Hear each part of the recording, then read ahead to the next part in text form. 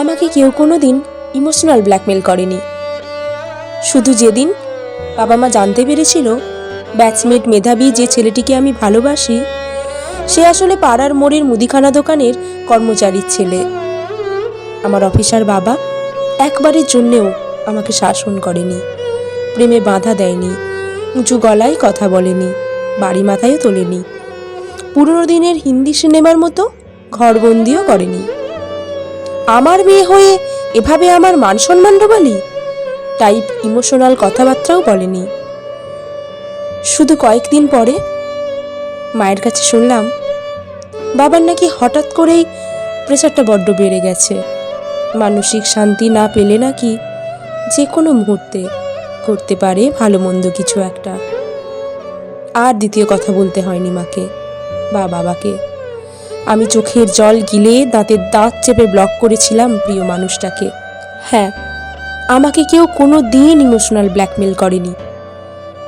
শুধু যেদিন বলেছিলাম চাকরিটা আর ভালো লাগছে না, আমি গান ভালোবাসি, সেটা নিয়ে ইউটিউবের চ্যানেল খুলতে চাই, গান নিয়েই আমার কেরিয়ার করতে চাই, সেদিন মা আমাকে শাসন করেনি একটুও, রেগে মেগে চড় মারতেও আসেনি, চোখ রাঙিয়ে চাকরিটা ছাড়লে এই বাড়িতে তোর আর খাওয়া জুটবে না বলেনি। বাবাও একবারও ভ্রু কোচকায়নি, বজ্র কঠিন গলায় বলেনি অত মাইনের চাকরি ছাড়লে বাড়িটাও ছাড়তে হবে। শুধু বলেছিল আজ বাজার থেকে ফেরার পথে বড্ড মাথাটা ঘুরছিল, জোরে জোরে হার্ট চলছিল, চোখেও কেমন ঝাপসা দেখছিলাম, এইভাবেই চলতে থাকলে কোন দিন অ্যাক্সিডেন্ট হয়ে যেতে পারে।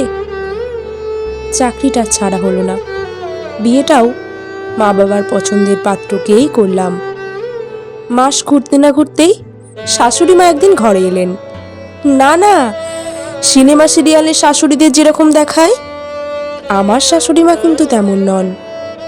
তিনি শুধু হাসি মুখে বললেন, তুই তো আমার মেয়ে, এই মায়ের একটা আবদার রাখবি।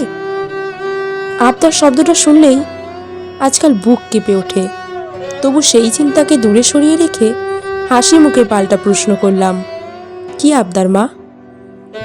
বিয়ের অনেক দিন তো হলো, একটা নাতি নাতনির মুখ যদি দেখতে পেতাম।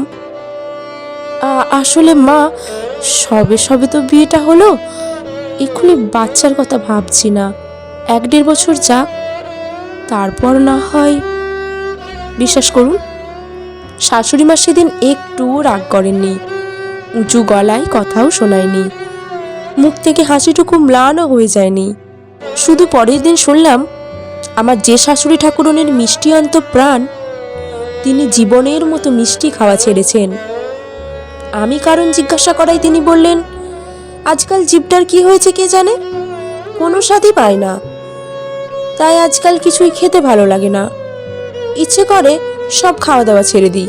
তিনিও কিন্তু মায়ের কথাটা রাখবি না বলে ইমোশনাল ব্ল্যাকমেল করেননি। আমার হাসি খুশি বরটাও সেদিন থেকে কেমন যেন হাসতেই ভুলে গেল, সবসময় কাজে ডুবে থাকতো সে, আমার দিকে তাকাতেই ভুলে গেল।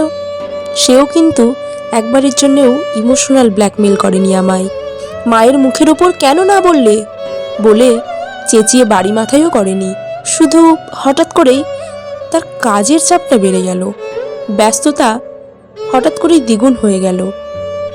আমার গর্ভে সন্তান আসার সময় লাগলো না বেশি, আমার শাশুড়ি ঠাকুরন সকাল বিকেল মিষ্টি খাওয়া শুরু করলেন।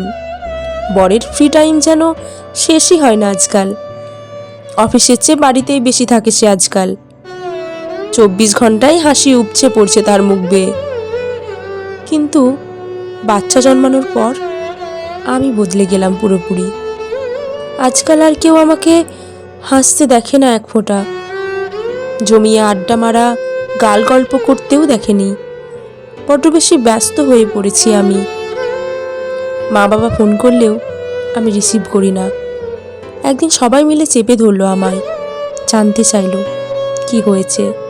আমিও সেদিন কাউকে ইমোশনাল ব্ল্যাকমেল করিনি জানেন, সব কিছুর জন্য দায়ী হয়েও নির্লজ্জের মতো প্রশ্ন করছো বলে চেঁচিয়ে বাড়ি মাথায়ও করিনি। শুধু বলেছিলাম কাঁদতে কাঁদতে, তোমরা কোনো দিনও আমায় বোঝোনি বলে না কোটানিনি। শুধু বলেছিলাম বেশি হাসলে গাল ব্যথা করে খুব, তাই হাসিটা কমিয়ে দিয়েছি আজকাল।